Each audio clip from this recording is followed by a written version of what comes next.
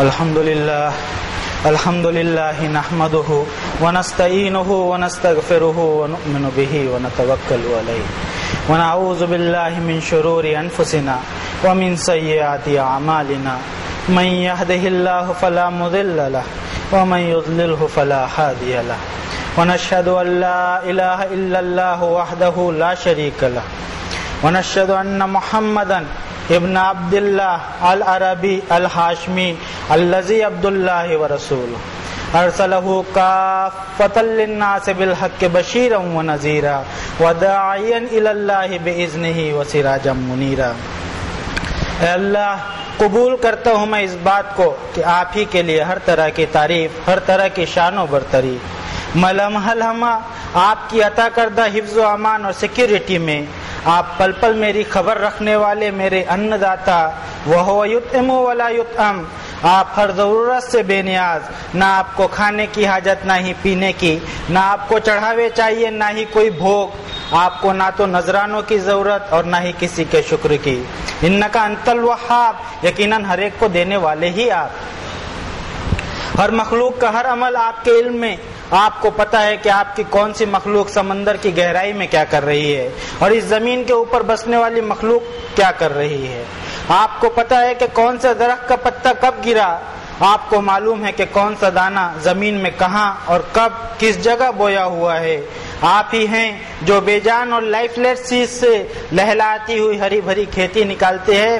وما ذالک علی اللہ بعزیز، آپ کے لیے کبھی کوئی کام مشکل نہیں، آپ جو چاہیں کرے، آپ خود مختار ہیں، آپ کے فیصلے پر نظر ثانی کرنے، اوپینین دینے کی کسی کی اوقات نہیں، نہ ہی آپ کے فیصلے کو بدلنے کا کسی کو اختیار۔ آپ نے جو ورڈکٹ پاس کر دیا، نہ تو کوئی اسٹے لا کر اسے روک سکتا ہے اور نہ ہی کسی کے پاس اتنی طاقت ہے کہ اسے لاگو نہ ہونے دے۔ واللہ یحکم لا معقب لحکمہ، آپ نے جو فیصلہ کر دیا اس میں کبھی ڈیلے نہیں ہوتا بلکہ ترنت ایکشن ہوتا ہے، اس لیے کہ واللہ غالب علی امرہ۔ اپنے رب کی صحیح پہچان اگر کہیں سے مل سکتی ہے تو وہ رب کی کتاب سے ہی مل سکتی ہے۔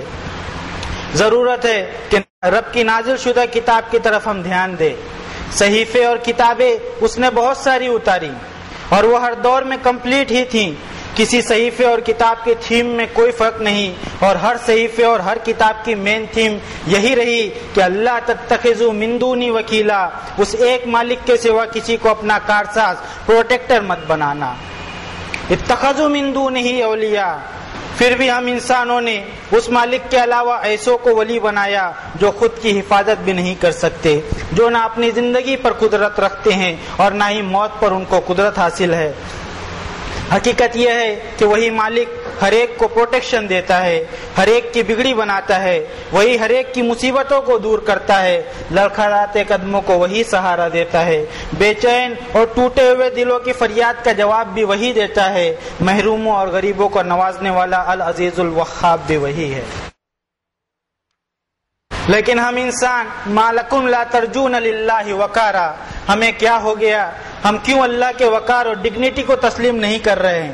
کیوں ہم اپنی منمانی میں اپنی ابدیت کو بھول کر خود کو ہی مالک سمجھتے ہیں؟ کیوں ہم اپنے ہی ہاتھوں تراشی گئی چیزوں کے سامنے اپنا ماتھا ٹیکتے ہیں؟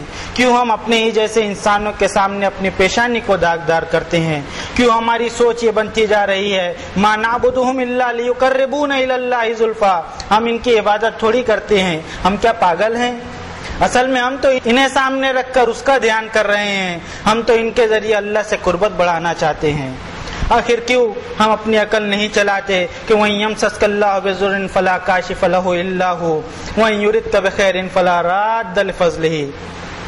اگر اللہ تجھے تیری حرکتوں پر سزا دینا چاہے تو کوئی اس کی سزا کو دور نہیں کر سکتا، اور اگر اللہ ارادہ کرے تجھے نوازنے کا تو اس کی نوازشوں پر بھی کوئی روک نہیں لگا سکتا۔ اب بھی مجھے یقین آ جانا چاہیے کہ میرا نہ کوئی کچھ بنا سکتا ہے اور نہ کچھ بگاڑ سکتا ہے۔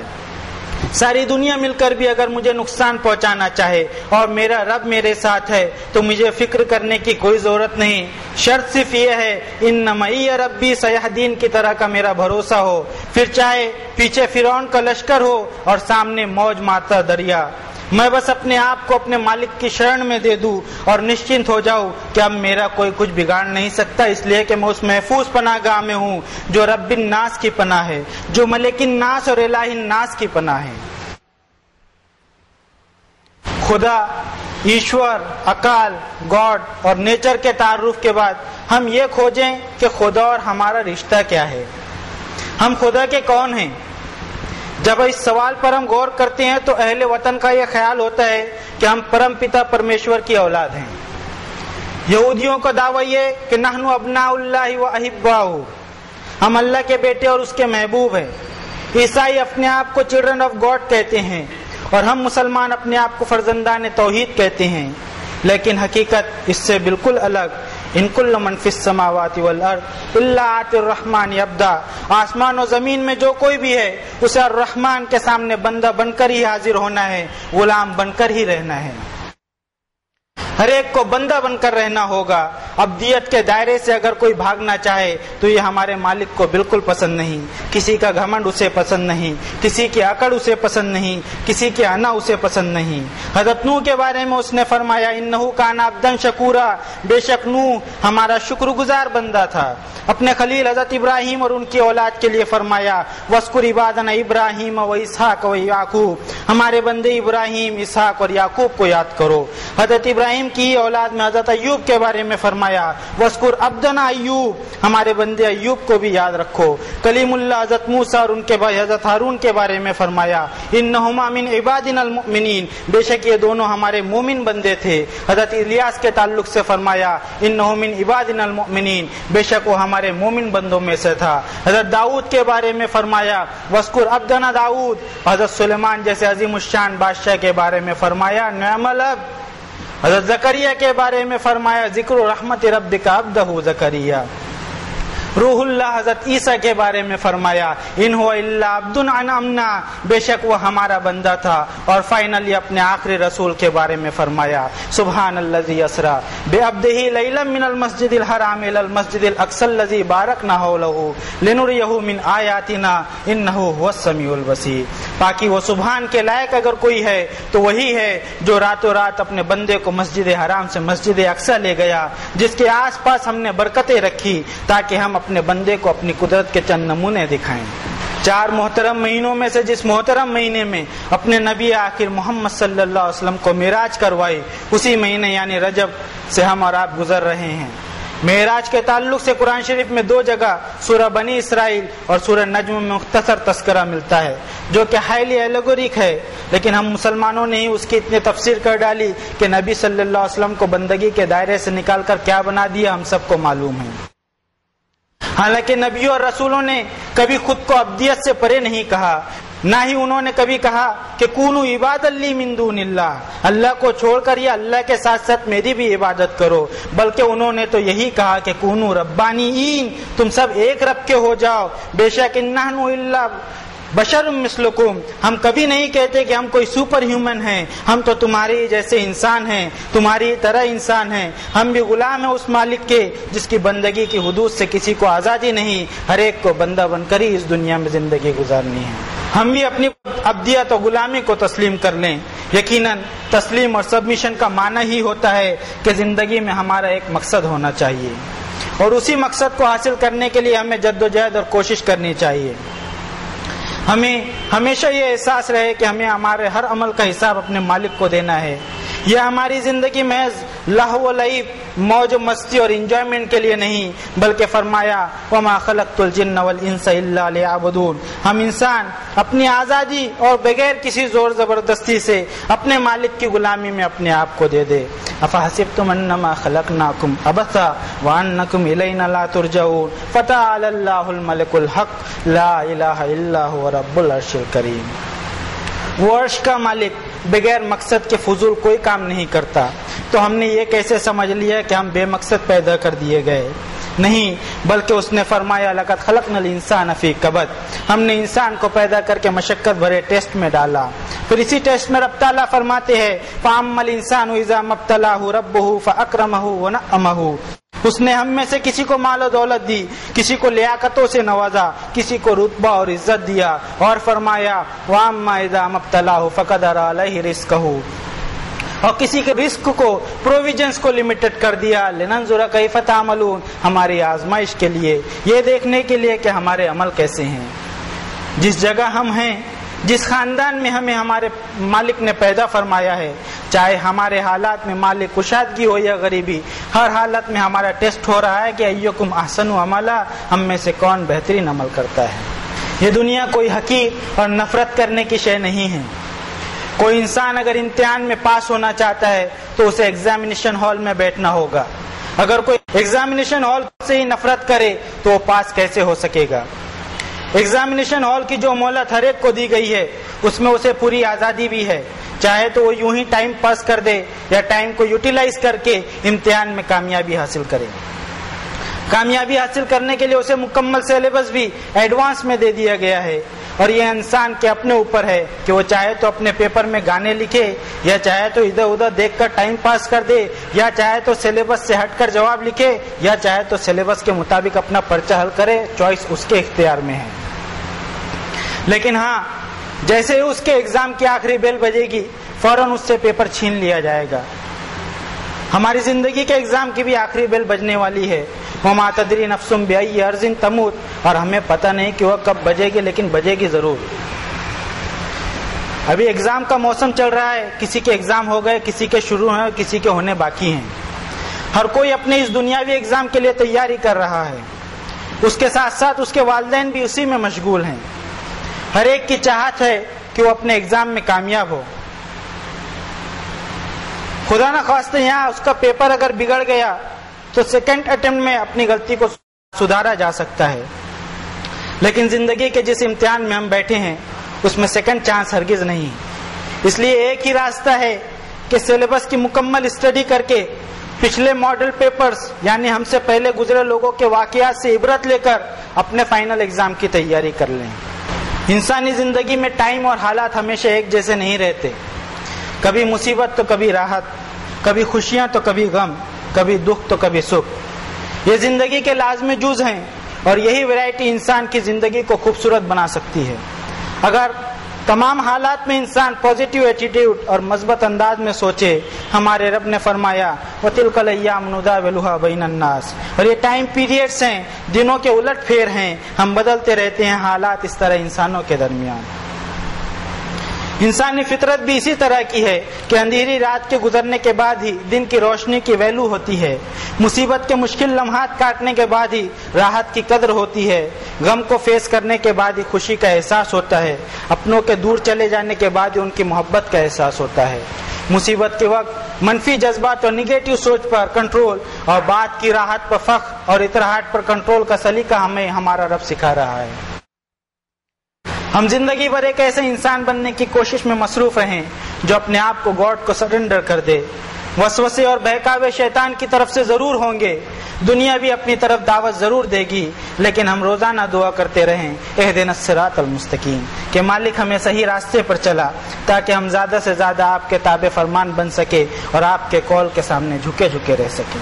اس میں کوئی شک نہیں کہ ہمارے مالک نے ہمیں اس دنیا میں جینے کی آزادی دے رکھی ہے، لیکن کیا یہ آزادی بے لگام ہوگی؟ کیا اس آزادی میں کوئی اصول نہیں ہوں گے؟ ظاہر ہے کہ کوئی قانون ہوگا جس کی پابندی ہر ایک انسان نے کرنی ہوگی۔ وَتَرَى كُلَّ أُمَّةٍ جَاثِيَةً كُلُّ أُمَّةٍ تُدْعَىٰ إِلَىٰ كِتَابِهَا، ہمارے رب نے ہر دور میں آئین اور قانون کے بطور اپنی کتابیں نازل کر کے آزادی کے دائرے اور باؤنڈریز بھی مقرر کر دی۔ اب اگر اپنے ذاتی مفاد، اپنی انا، اپنے غصے کی وجہ سے کوئی شخص ان دائروں کے باہر جانے کی کوشش کرے تو اس کے بھیانک پرینام اسے بھگتنے ہوں گے۔ اس کائنات پر کائنات کے ایک اکیلے مالک کی ہی حکومت چلتی ہے۔ انسان اپنے آس پاس کی چیزوں پر غور کرے تو اسے اس دنیا پر اللہ رب العالمین کا راج ہر طرف دکھائی دے گا۔ کیا انسان اس پر سوچتا نہیں کہ ایک تیزی سے گھومتی گیند نما زمین پر خود ہمارا اطمینان سے کھڑے رہ کر خطبہ دینا ایک عجوبہ ہے؟ اور اس میں ایک ونڈر اور یہ کہ ایک گول گھومتی ہوئی چیز کے ایک حصے میں جھٹکے اور زلزلے لا کر دوسرے حصوں کو اس سے محفوظ رکھا جائے۔ کیا انسان اس پر یہ سوچتا ہے کہ یہ آٹومیٹک ہو سکتا ہے؟ کیا اس پر کسی کا کنٹرول نہیں؟ انسان غور کر کے اس نتیجے پر تو پہنچ گیا کہ ٹیکٹونک پلیٹس کے ہلنے کی وجہ سے زلزلے آتے ہیں، لیکن وہ اس پر غور نہیں کرتے کہ یہ پلیٹس کس کے حکم پر کام کر رہی ہیں۔ کیا یہ اپنی مرضی سے جب چاہے سرک بھی سکتی ہے؟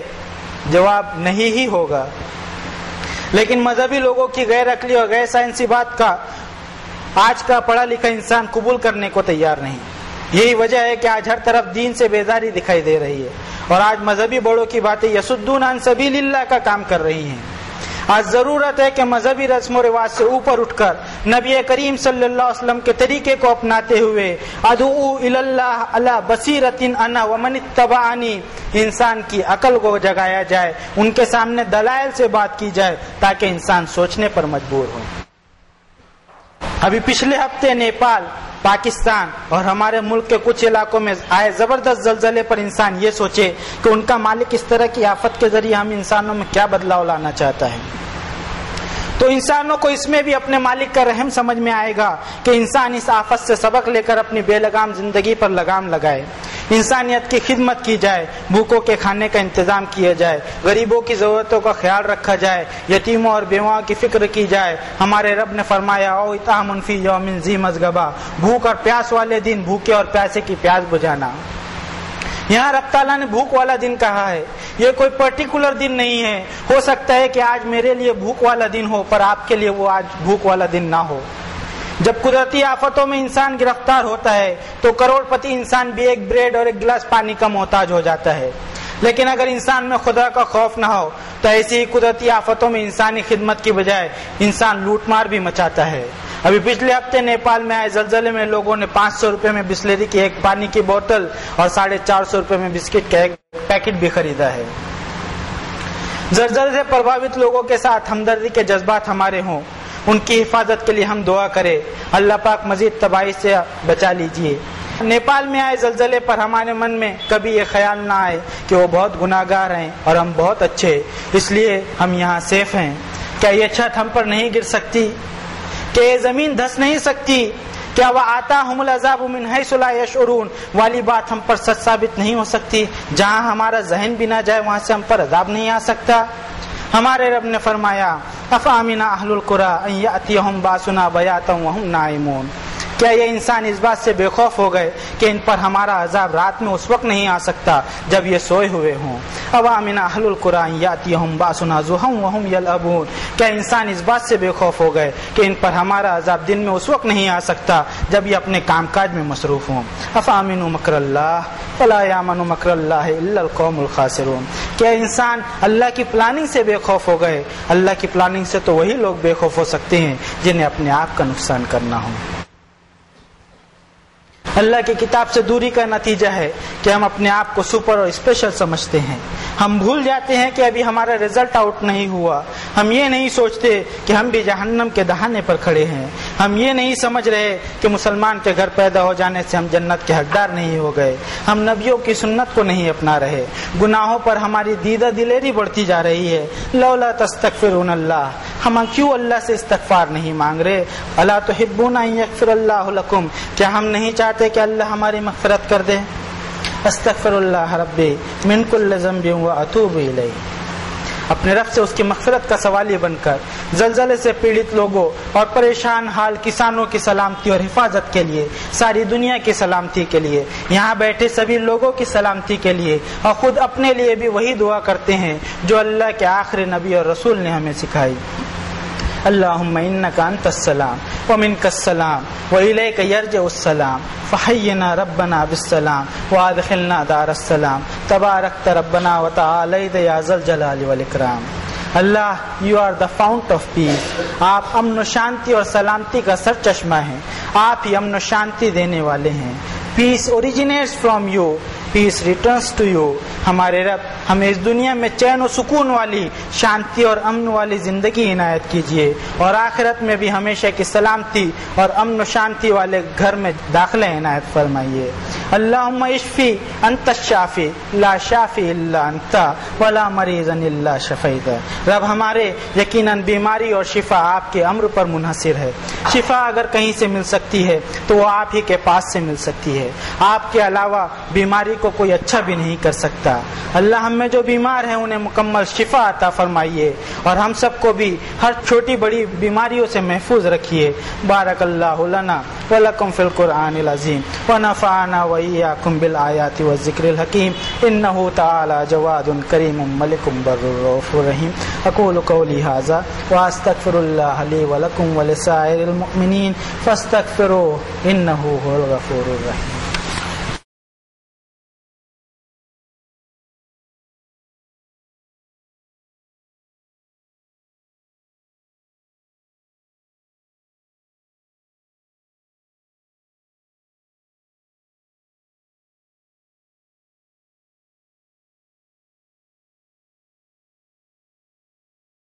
الحمد للہ وحدہ والصلاة والسلام علی من لا نبی بعد اما بعد فقال اللہ تعالی فی القرآن العظیم فاعوذ باللہ من الشیطان الرجیم بسم اللہ الرحمن الرحیم ان اللہ وملائکتہ یصلون علی النبی یا ایھا الذین آمنوا صلوا علیہ وسلموا تسلیما اللہم صل علی محمد النبی الأمی الذی جاء بالہدی والفرقان وصل علی جمیع الانبیاء والمرسلین وعلی الملائکۃ المقربین وعلی اصحاب رسول اللہ صلی اللہ علیہ وسلم وعلی ازواج رسول اللہ صلی اللہ علیہ وسلم وعلی اہل بیت رسول اللہ صلی اللہ علیہ وسلم وعلی جمیع المؤمنین والمؤمنات والمسلمین والمسلمات الاحیاء منهم والاموات اللہم انک انت السمیع مستجیب الدعوات ربنا اننا آمنا فاغفر لنا ذنوبنا وکفر عنا سیئاتنا وتوفنا مع الابرار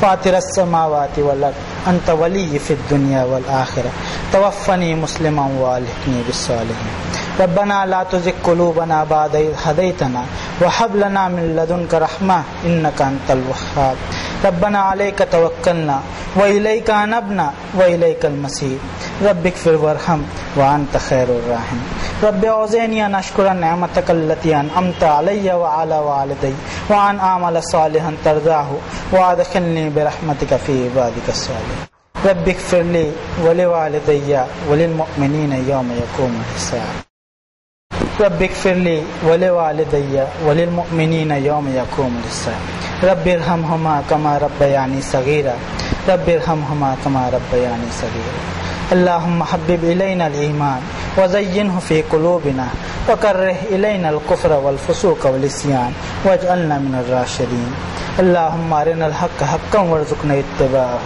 وأرنا الباطل باطلا وارزقنا اجتنابه اللهم أرنا الأشياء كما هي اللهم واحفظنا من كل بلاء الدنيا وعذاب الآخرة رب اغفر وارحم وأنت خير الراحمين ربنا تقبل منا إنك أنت السميع العليم وتب علينا إنك أنت التواب الرحيم برحمتك يا أرحم الراحمين عباد الله اتقوا الله رحمني ورحمكم الله إن الله يأمر بالعدل والإحسان وإيتاء ذي القربى وينهى عن الفحشاء والمنكر والبغي يعظكم لعلكم تذكرون واذكروا الله العلي العظيم يذكركم ولذكر الله أكبر والله يعلم ما تصنعون